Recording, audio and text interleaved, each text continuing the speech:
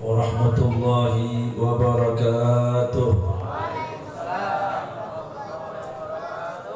Bismillah walhamdulillah, wassalatu wassalamu ala sayyidina Rasulillah Muhammad ibn Abdillah wa ala alihi wa sahbihi wa man wala, amma ba'du. Faqad qala Allah Ta'ala fil Qur'anil Karim, bismillahirrahmanirrahim. Subhanalladzi asra bi 'abdihi lailan minal masjidil haram ila al masjidil aqsa alladzi barakna hawlahu linuriyahu min ayatina innahu huwas samiul basir. Wa qala an-nabiy sallallahu alaihi wasallam, al-ulama warathatul anbiya, innamal anbiya lam yuwarrithu dinaran wala dirhaman, innama warathahul ilm, wa man akhadahu faqad akhadha bihadzin wafir. Sadaqallahul azim wa sadaqa rasuluhul habibuhul karim, wa nahnu ala dhalika minasy syahidin wasyakirin, walhamdulillahi rabbil alamin. Hadratul mukarramun wal muhtaramun, para habaib yang dimuliakan oleh Allah Subhanahu wa taala, yang pada malam hari yang mulia ini banyak hadir bersama kita guru-guru kita. Yang pertama, ad-da'i ilallah al-habib Muhsin bin Abdul Qadir Attas mata'anallahu bitulli hayati, dan juga kepada guru yang kita cintai yang baru saja memberikan tausiahnya kepada kita, Sayyidil Habib al-Mahbub ad-da'i ilallah al-mujahid fi sabilihi, Al-Habib Hasan bin Alwi bin Ahmad as-Sigab, atallahu umrahu fi sihatin wa afiyah, wa nafa'ana bi ulumihi fid darain, amin ya rabbal. Juga kepada para habaib yang lain yang mohon maaf tidak dapat saya sebutkan namanya satu persatu, namun tidak mengurangi ta'zim dan hormat saya kepada mereka semua. Kepada para alim ulama, para kiai, para ajnan, wabil khusus sahibul fadilah, guru kita bersama Ki Haji Abdul Aziz, yang merupakan putra-putra daripada sahibul haul, yang senantiasa kita doakan mereka agar dipanjangkan umurnya oleh Allah, diberkahkan ilmunya, diberikan kekuatan istiqamah dalam langkah perjuangan dakwanya, dan diberikan kesenangan dari dunia hingga akhirat, amin ya rabbal. Hadirin dan hadirat kaum muslimin muslimat rahimakumullah, syukur alhamdulillah berkat rahmat hidayah dari Allah Subhanahu wa taala, di malam hari yang mulia ini kita berkumpul bersama di dalam rangka memperingati peristiwa dan Isra dan Mi'raj Nabi kita Muhammad sallallahu alaihi wasallam, serta peringatan haul daripada guru mulia kita, yaitu almarhum al-maghfurlah Ki Haji Muhammad Syarif. Mudah-mudahan kedua acara yang kita rangkai pada malam hari yang mulia ini menjadi sebab kita mendapatkan rahmat dan keberkahan dari Allah Subhanahu wa taala. Salawat dan salam senantiasa kita curahkan untuk junjungan agung kita Nabi besar Muhammad sallallahu alaihi wasallam, kepada keluarga dan sahabat-sahabat beliau, serta pengikut-pengikut setia beliau sampai datangnya hari kiamat. Baik para hadirin yang dirahmati oleh Allah Subhanahu wa taala, karena waktunya sudah larut malam, maka kita singkat saja. Sama-sama kita ketahui dan kita maklumi bahwasanya peristiwa Isra dan Mi'raj tidak lain dan tidak bukan merupakan salah satu mukjizat yang Allah Subhanahu wa taala berikan kepada Nabi kita Muhammad. Dengan peristiwa Isra wal Mi'raj inilah seakan-akan Allah Subhanahu wa taala ingin memberitahu kepada seluruh alam bahwasanya tidak ada nabi dan rasul yang lebih dicintai oleh Allah. Tidak ada lagi nabi dan rasul yang lebih diagungkan oleh Allah sebagaimana Allah memuliakan dan mengagungkan Nabi kita Muhammad. Karena peristiwa Isra dan Mi'raj belum pernah dialami oleh nabi siapapun. Bahkan Nabi Allah Musa alaihissalam diceritakan di dalam Al-Quranul Karim Beliau pernah memohon kepada Allah agar beliau dapat melihat Allah Subhanahu wa ta'ala. Dinyatakan Rabbi arini anzur ilaik. Ini doanya Nabi Musa. Nabi Musa mengatakan, ya Allah, perkenankan saya agar saya dapat melihat Engkau. Allah katakan kepada Nabi Musa, innaka lan tarani walakin anzur ila al-jabal fa in istaqarra makanahu fasawfa tarani. Wahai Musa, sesungguhnya engkau tidak akan dapat melihat aku.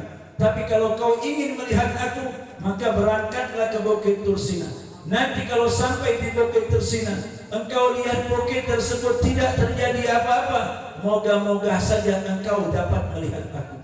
Nabi Musa bergegas ke Bukit Tursina dengan harapan agar beliau dapat memandang zat Allah yang maha suci. Tapi apa yang terjadi? Ketika beliau berada di Bukit Tursina, Allah Subhanahu wa ta'ala berfirman secara langsung tanpa ada perantara malaikat siapapun. Nabi Musa lihat Bukit Tursina goncang, Nabi Musa takut dan jatuh pingsan, belum sempat melihat Allah Subhanahu wa ta'ala. Tapi dengan peristiwa ini Nabi Musa mendapatkan pangkat Musa Kalimullah. Musa adalah Nabi yang pernah mendengar firman Allah tanpa ada perantara malaikat. Tapi Nabi kita Muhammad, beliau belum pernah memohon, beliau belum pernah meminta kepada Allah untuk diperjalankan oleh Allah, apalagi ingin berjumpa dengan Allah Subhanahu wa ta'ala. Maka peristiwa Isra dan Mi'raj tidak lain merupakan hadiah untuk menunjukkan pangkat dan kedudukan Nabi kita Muhammad. Maka Habib Ali mengatakan, rutabun tasqutu amani hasra dunaha ma wara'ahu na wara'u. Tak kala Nabi Muhammad diisraelkan oleh Allah, maka beliau mendapatkan tingkatan pangkat yang membuat semua pangkat para nabi dan rasul jatuh di bawah pangkatnya Nabi kita Muhammad. Jadi Nabi kita Muhammad itu adalah Nabi yang mulia. Kita tahu semua manusia di dalam kehidupan ini menginginkan kemuliaan. Kita ingin hidup sebagai orang yang mulia, ingin meninggal sebagai orang yang mulia. Nanti di hari kiamat kita menginginkan agar kita juga dibangkitkan oleh Allah bersama-sama orang mulia. Tapi kita harus tahu, kemuliaan itu tidak datang begitu saja. Kemuliaan itu harus dicari, kemuliaan itu harus dituntut. Seseorang tidak akan mendapatkan kemuliaan kecuali melalui proses dan melalui perjuangan yang harus dia jalani. Dikatakan man lam yujahid lam yusyahid. Orang yang tidak pernah berjuang, mereka tidak akan mendapatkan tempat yang tinggi. Kita lihat Nabi kita Muhammad memang Nabi yang mulia, tapi bagaimana perjuangan beliau? Di tahun Nabi Muhammad diisra-mi'rajkan oleh Allah dikenal dengan Amul Hazan, di mana Allah mencoba Nabi Muhammad, ujian demi ujian, musibah demi musibah diujikan oleh Allah kepada baginda Rasulullah. Tak kala beliau melewati proses tersebut, maka Allah angkat beliau menjadi Nabi dan Rasul yang paling diagungkan oleh Allah Subhanahu wa ta'ala. Kita lihat tahun dikatakan Amul Hazan, di mana Nabi Muhammad itu bersedih. Pamannya yang bernama Abu Talib, yang selama ini menjadi pembela beliau, yang menyebabkan orang-orang kafir Quraisy tidak berani mengganggu Nabi karena ada pamannya Abu Talib. Mereka pandang Abu Talib yang selalu melindungi baginda Rasulullah. Abu Talib tidak rela kalau ada satu orang Quraisy yang menyakiti hati keponakan yang sangat dia cintai. Kita lihat Abu Talib ini pamannya baginda Rasulullah. Memang ikhtilaf, ulama ikhtilaf mengatakan apakah Abu Talib meninggal dalam keadaan beriman. Sebagian ulama mengatakan Abu Talib tidak ada satu dalil pun yang menunjukkan keimanan dan keislaman Abu Talib. Tapi jumhur ulama, khususnya ulama ahli sunnah wal jamaah, meyakini bahwa Abu Talib meninggal dalam keadaan beriman kepada Allah. Jadi kita tahu, dulu saya pernah dibacakan kitabnya oleh Habib Hasan. Ada kitab judulnya Asnal Matalib fi Najah Abu Talib. Itu Habib Hasan pernah bacakan. Ada seorang habaib yang ngarang kitab Asnal Matalib. Artinya kitab ini berisi tentang keimanannya Abu Thalib. Jadi kadang-kadang sekarang ini ada kelompok yang senang menceritakan sesuatu yang bisa menyakitkan hatinya baginda Rasulullah. Jadi kalau berkenaan dengan menghinakan Nabi, dia senang betul. Kalau ada hadis keterangan yang bisa membojokkan Nabi Muhammad, itu hadis diulang-ulang terus. Tujuannya apa? Tujuannya mereka tidak cinta kepada baginda Rasulullah. Bahkan banyak ada sebagian kelompok Wahabi yang berani mengatakan bahwasanya ayah Nabi Muhammad itu masuk neraka. Ada hadisnya kata mereka. Dalam sebuah hadis diceritakan, Al-Imam Nawawi pun mengatakan itu hadis sahih, di mana ada seorang sahabat datang kepada Rasulullah bertanya tentang aina abi. Sahabat ini masuk Islam, dia datang sama Rasulullah bertanya, di mana ayahku? Nabi Muhammad mengatakan, inna abaka finnar, ayahmu masuk neraka, kata Rasul. Ketika dia mendengar ayahnya masuk neraka, dia merasa sedih. Lalu Nabi kembali memanggil orang tersebut dengan mengatakan, inna abi wa abaka finnar, sesungguhnya ayahmu, kalau diartikan, dan ayahmu masuk neraka. Ini hadis sudah dibahas oleh para alim ulama. Makanya Al-Imam Nawawi mengajarkan kepada kita bagaimana kalau ada hadis itu bertentangan dengan ayat Al-Quran. Kita belajar mustalahul hadis. Hadis itu bisa digabung, ada hadis yang bertentangan dengan hadis, ada hadis yang bertentangan ayat Al-Quran. Maka ketika kita mendapatkan hadis seperti itu, kata ulama, kata Imam Nawawi, idza khalafa ahadithul ahad nasul Quran fatruk zahiruhu. Jadi kalau hadis itu masih bisa digabungkan, maka digabungkan. Kalau ada hadis yang bertentangan dengan ayat Al-Quran, maka harus ditinggalkan zahirnya, artinya ini hadis harus ditakwil. Kalau ada orang mengatakan ayah Nabi masuk neraka, maka ini pendapat bertentangan dengan ayat Al-Quran. Kita lihat bagaimana Al-Quran mengatakan wa taqallubuka fis sajidin. Itu yang pertama. Al-Quran mengatakan bahwa nurnya Nabi Muhammad itu selalu berpindah-pindah ke sulbi orang-orang yang tukang sujud. Artinya tidak ada satu manusia pun yang ketitipan nurnya baginda Rasulullah menjadi ahli syirik ataupun orang yang bermaksiat kepada Allah. Tidak ada perhatian. Ini jaminan dari Al-Quranul Karim. Bahkan ada lagi hadis Nabi Muhammad yang mengatakan walam yalillah yanquluni min aslabil fakhira ila arhamiz zakiyatit tahir.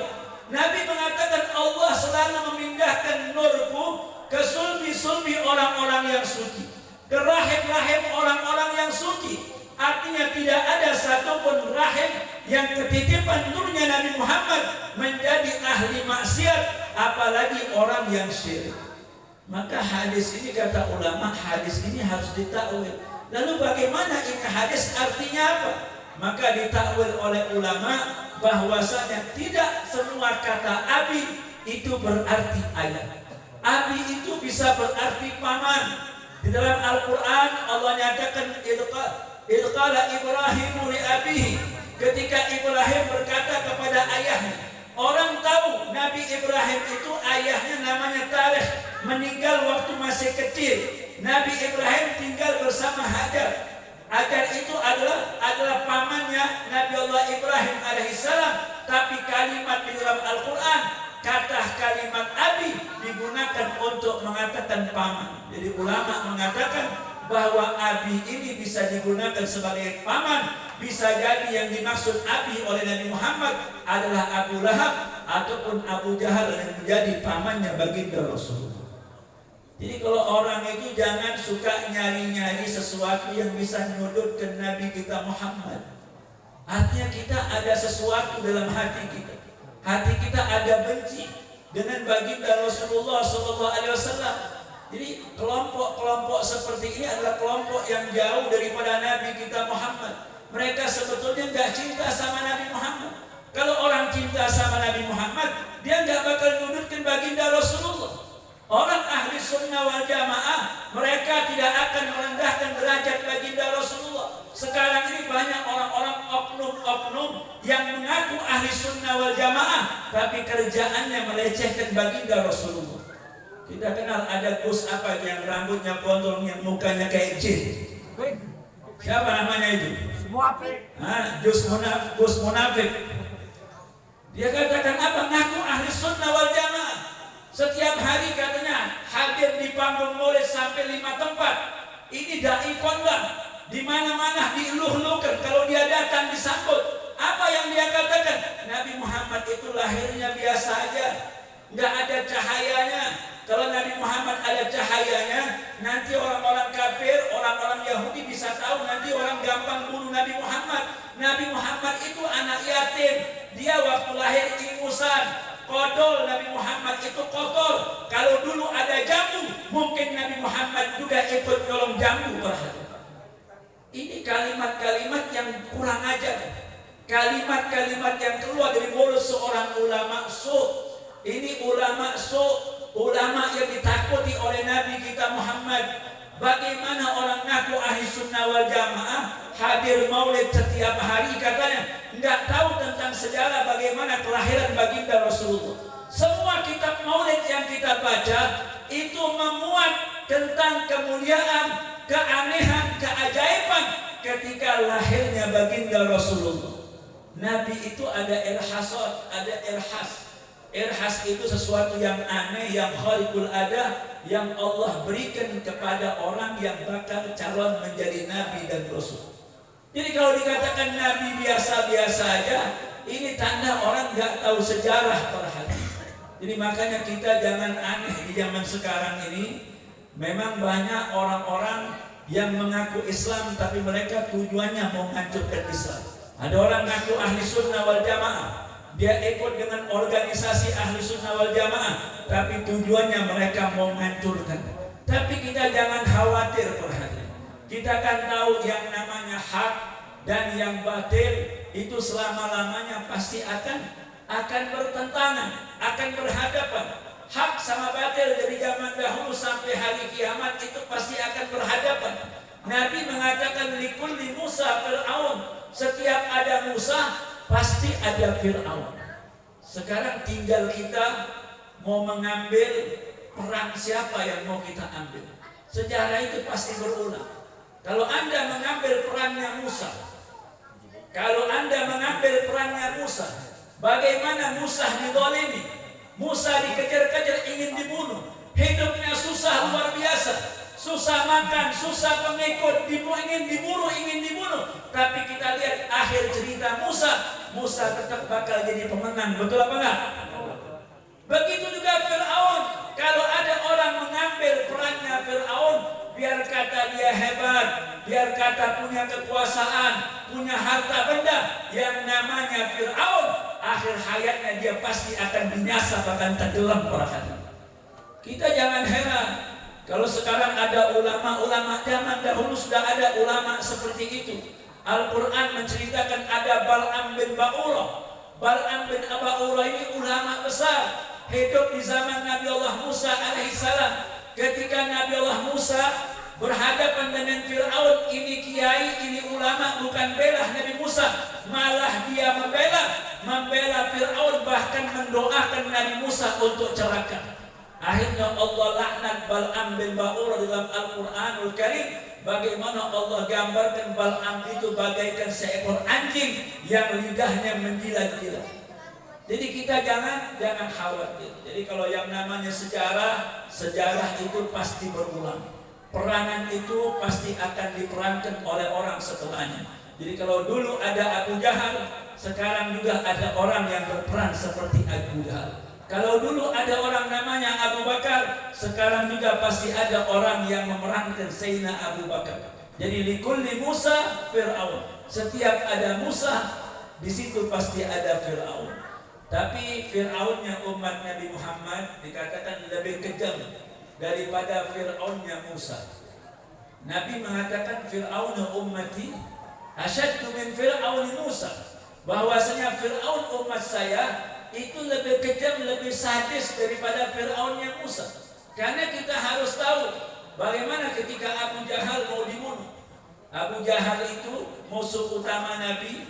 Dia ditombak oleh seorang anak muda yang belum pernah ikut perang. Ini anak muda, masih muda, ini anak kecil, anak muda, belum pernah ikut perang. Bahkan dia nggak tahu yang namanya Abu Jahal itu yang mana, dia nggak tahu.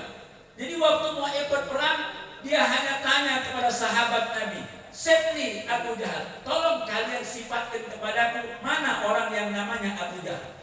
Ini anak kecil, dia bertanya tentang tolong ciri-cirinya Abu Jahal itu seperti apa. Maka sahabat menjelaskan Abu Jahal itu orang yang begini, tubuhnya begini. Akhirnya rupanya dia ikut perang dengan Nabi. Dia tidak memperhatikan orang, dia hanya mencari orang yang tadi disifatkan oleh sahabat Nabi dengan tujuan dia bisa menombak Abu Jahal. Ternyata begitu dia lihat ada orang yang mirip dengan sifat-sifat tersebut, langsung dia tombak dan Abu Jahal pun terjatuh. Ditinggalkan Abu Jahal di perang Badar tersebut. Akhirnya Abdullah ibn Mas'ud lihat Abu Jahal udah terjatuh, udah gak berdaya Abu Jahal. Didekatin oleh Abdullah bin Mas'ud, "Bagaimana keadaanmu hai Abu Jahal? Kau tahu gak, kami Rasulullah Muhammad diberikan kemenangan oleh Allah. Kau tahu bagaimana kami bisa menang?" kata Abdullah bin Mas'ud. "Padahal jumlah kalian lebih banyak, jumlah kami sedikit, senjata kami sedikit, tapi kami diberikan kemenangan oleh Allah. Kenapa?" Kata Abdullah bin Mas'ud, "Karena Allah kirim tentara malaikat untuk membantu kami." Abu Jahal ketika mendengar bahwa Nabi Muhammad itu dibantu oleh malaikat, dia bukan mau beriman sama Nabi. Dia mengatakan kepada Abdullah bin Mas'ud, "Oh, pantas saja Muhammad menang. Rupanya ada malaikat yang bantu dia. Sekarang kau mau apa?" kata Abdullah bin Mas'ud. "Terserah engkau. Aku akan penggal kepalamu wahai Abu Jahal." Kata Abu Jahal, "Silakan kalau kau mau menggal kepalaku. Tapi aku minta, kalau kau menggal kepalaku, jangan dipenggal di sini. Tolong menggalnya agak bawah sedikit." "Kenapa mesti di bawah?" "Ya biar nanti kau bawa kepalaku seperti ke hadapan Muhammad, biar kelihatan gagah," kata Abu Jahal. Ini orang sudah mau dibunuh, dia masih mau sombong. Kata Abu Jahal, Abdullah, kalau pedangmu tidak cukup tajam untuk memotong kepalaku, silakan kau pakai pedangku. Pedangku lebih tajam daripada pedang engkau." Akhirnya dipotong sama Abdullah bin Mas'ud, dibawa ditenteng kepalanya, dihadapkan kepada baginda Rasulullah. Diceritakan oleh Abdullah bin Mas'ud di saat bagaimana dia mau menggal kepalanya Abu Jahal. Ketika mendengar ceritanya Abdullah bin Mas'ud, Nabi langsung mengatakan, "Fir'aunu ummati asyaddu min Fir'auna Musa." Kenapa? Karena Abu Jahal dikatakan sudah mau meninggal, tidak ada niat sedikit pun ingin bertobat kepada Allah. Kalau Fir'aun zaman Nabi Musa, dia masih ada harapan mau bertobat, tapi tobatnya tidak diterima oleh Allah Subhanahu wa taala karena ruhnya sudah ditenggorokan. Innallaha yaqbalu taubata abdi ma lam yugharrir. Allah terima tobat seorang hamba itu kalau ruhnya belum sampai di kerongkongannya. Jadi tobatnya Fir'aunnya Musa tidak diterima oleh Allah Subhanahu wa taala. Jadi mudah-mudahan silakan kita mau manggil, mau memerankan peran siapa, kita mau perankan boleh. Kita mau perankan peran ini, peran itu nanti kita bakal tahu ujungnya. Jadi kita mau ikut siapa silakan aja, karena kita bisa bedakan mana yang hak, mana yang batil. Jadi bukan masalah menang, bukan masalah kalah, tapi di mana engkau berada ketika hak dan yang batil itu berhadapan. Jadi mudah-mudahan kita diberikan keberkahan oleh Allah Subhanahu wa taala. Guru kita Mama Ajangan Sarif adalah orang yang mulia. Mulianya beliau tidak lain, tidak bukan karena ittiba bi sayyidina Rasulullah sallallahu alaihi wasallam. Beliau adalah seorang ulama yang istiqomah ikut dengan Nabi kita Muhammad SAW. Karena tidak ada kemuliaan tanpa ikut tunduk dengan tindak tanduk yang dibawa oleh baginda Rasulullah. Jadi orang mulia itu kenapa? Karena kamil fittiba Sayyidina Muhammad.